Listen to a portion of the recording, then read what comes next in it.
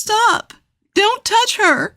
While out shopping, I checked the baby monitor app on my phone and saw a strange woman trying to pick up and take away my daughter. There, next to the crib, my husband was blissfully napping.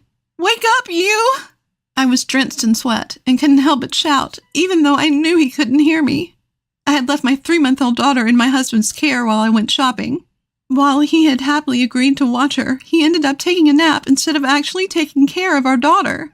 I regretted trusting him in that moment, but it was too late. Frantically, I called my husband while preparing to rush to the police, but then, what caught my eye was an unbelievable sight. I'm Aria, a 35-year-old elementary school teacher. My husband, also 35, is a high school sweetheart who now runs his own business. After years of fertility treatments, we were finally blessed with our daughter, Mary. He would always gaze at her and say, "She's so cute," clearly delighted. Although he never took care of her, I had some time off for parental leave and felt content and happy. Before Mary was born, we had grown apart. My husband was a workaholic, often coming home late and working on his days off. I was also busy, and despite wanting to come home early, would often return after dark due to grading tests and preparing for the next day's lessons. Slowly, his attitude and words towards me became colder. "Sometimes I come home early, and you're not here. There's no dinner, and the house is a mess. What's the point of us being married?" "I'm sorry. I've been busy with work." "You're the wife. Act like it. This isn't a relaxing home." Even though we both work, he thinks housework is my job and never lifts a finger to help. So there I was doing all the cooking and laundry, no matter how tired I was. I refrained from asking to help because I knew he wouldn't budge. I felt emotionally distanced from my husband and was left with a lingering sense of discontent. However, having a child changed my husband. He started to come home early just to see our daughter's face. "Isn't she adorable? She's got a beautiful face, just like me." "You wish." I chuckled. Yet thanks to our daughter, I began to feel that our relationship might be on the mend. Mind you, he was still glued to his phone, constantly checking it. "Hey, do you really need to take your phone even to the bathroom and shower?" "Well, work's been going great, and clients keep reaching out." "I know what it's like to bring work home. Just take care of yourself, okay?" I was genuinely worried for his health, but I never imagined what would happen next. On a day off, as I was busy with household chores, my husband unexpectedly made a kind offer. "Look, I know you're swamped every day. I'm off today, so why don't I take care of Mary? Go out with your friends, have some tea, and relax." "Really? Thanks." I was pleasantly surprised by his sudden gesture and gladly prepared to enjoy my long-awaited time alone. I felt happy thinking he was returning to the thoughtful man I'd married.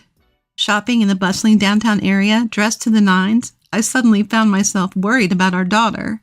After all, I hadn't been apart from her for a single moment since she was born. Now is the perfect time to use this.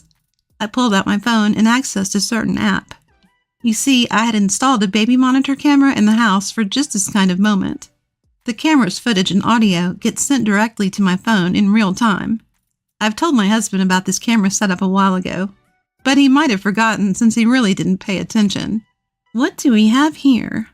A bit anxious, I check the footage, and am disappointed by what I see. It's great that my usually uninvolved husband agreed to babysit, but it looks like he's dozed off next to our daughter's bed, probably worn out from work. Our daughter, Mary, has been left alone in her crib. Well, he's completely dropped the ball, but the kid seems content, so it's okay for now. Just as I sighed in resignation, I witnessed something shocking. Out of nowhere, a young woman I've never seen before appeared and picked up my daughter. "Who are you? Wait, what are you doing with Mary?" I panicked and screamed as loudly as I could into the baby monitor toward my snoozing husband. "Wake up quick! Someone's taking Mary!" Of course he can't hear me and continues to sleep. It looked like the woman was about to take my daughter outside. I was about to rush to call the police while still glued to the live feed when, in the next moment, my husband wakes up and starts chatting with the woman who was holding our daughter, even leaning in and being affectionate. What? What's going on? Do they know each other? My mind was racing, totally thrown off by this unexpected turn. And then, when I heard their conversation, I was even more shocked. "I want to make this adorable child mine as soon as possible." Once the plans go through, my wife will soon be out of the picture. Then we'll have a windfall and can live luxuriously. We can finally be together, Lily. You're being so nice to your wife so she doesn't suspect anything, right? Yeah, begrudgingly. She's nothing compared to you. No charm at all. You're young and beautiful. The only one I love is you, Lily. Feeling sick to my stomach, I watched my husband flirt shamelessly with another woman. I'd been fooled into thinking he had returned to the caring man I once knew. My husband and Lily were meticulously plotting against me, unaware that I was listening.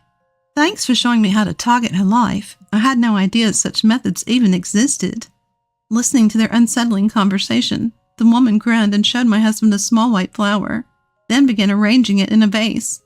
Who is this Lily who seems so intimately involved with my husband? Gaining some composure, I decided to play along and gather evidence. Fortunately, he didn't seem to notice the hidden camera, so I returned home, feigning ignorance. My husband greeted me with a smile as if nothing had happened. You won't be smiling for long. Be prepared. But even with my resolve, I had no clue where to start. Then, an ideal person popped into my head. Emily, my high school friend who loves mysteries. Every time we meet, she enthusiastically talks about detective techniques and methods she learns from books and movies. She might be the one to help. She knows about my husband, too. When I met with Emily and explained the situation, she was all in. Leave it to me. From that point, Emily did some sleuthing and found out Lily worked at my husband's favorite cabaret club. Even more, she interviewed some of the club's patrons. Apparently, Lily had targeted multiple married men before swindling money from them. She's clearly bad news. Meanwhile, I seized the opportunity to check my husband's phone while he was asleep and found his text exchanges with Lily. I see, so that's how it is. It seems my husband had been frequenting Lily's club and trying to woo her, but stopped visiting after our daughter was born. Suddenly, she started texting him frequently saying, "Why don't you come see me? I'm lonely," and lured him in. It seemed like my husband fell for it hook, line, and sinker. From then on, they stopped meeting at cafes and started rendezvousing at hotels. My husband seemed to become increasingly infatuated with Lily. Emily and I decided to collect some evidence and went through my husband's room.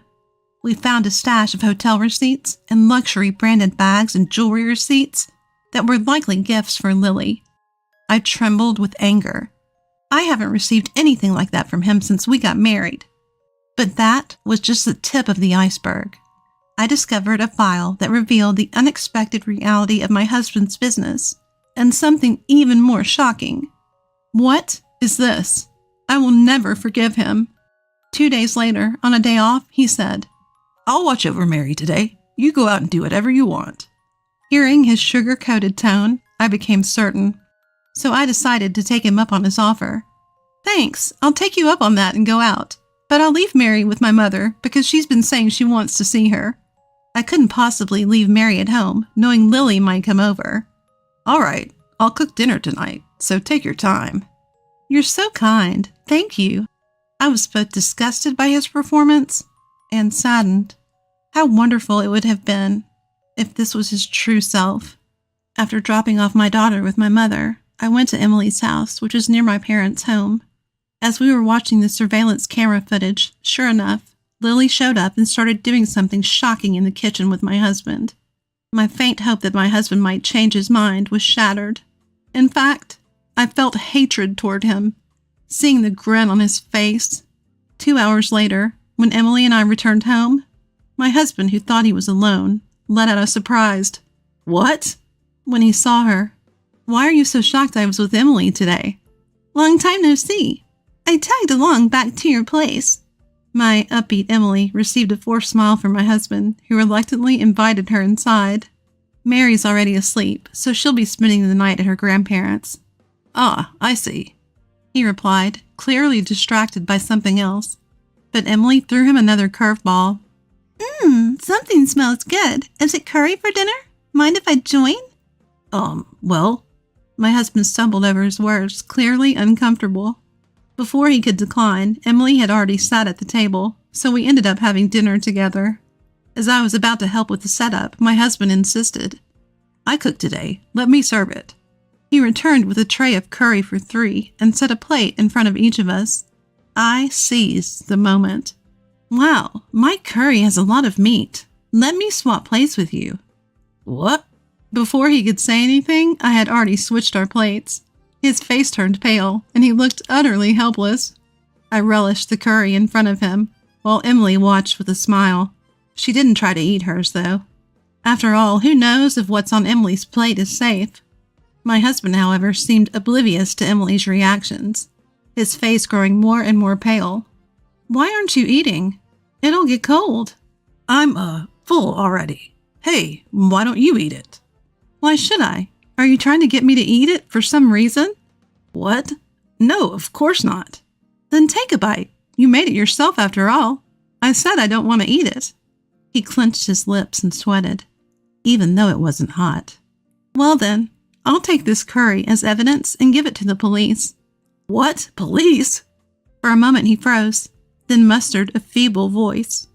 I just don't feel like eating it because my stomach's off. If there's nothing wrong, then you shouldn't mind it being given to the police, right? At that instant, he slammed the table, about to lunge at me, but then noticed Emily and stopped. Police? What are you accusing me of? I thrust before him pictures of files documenting his company's poor financial status. Your company's doing bad, huh? It could go under any day now. How did you find that? I found it in your study. Planning to make me the fall guy to save your company. How awful. What are you talking about? There's no way I'd do such a thing.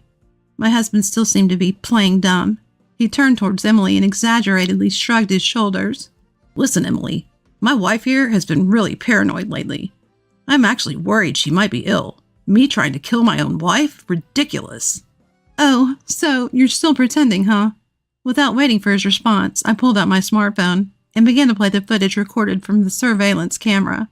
There he was, my husband and Lily, both beaming as they began to make curry together. They took some of the curry from the large pot and transferred it into a smaller one, into which they added the juice of a white flower known for its toxic properties. Their entire conversation about trying to get rid of me had been perfectly captured as well. And look what I found in your study, I said, throwing onto the table a $100,000 life insurance policy taken out on me. My life seems to be quite valuable, doesn't it?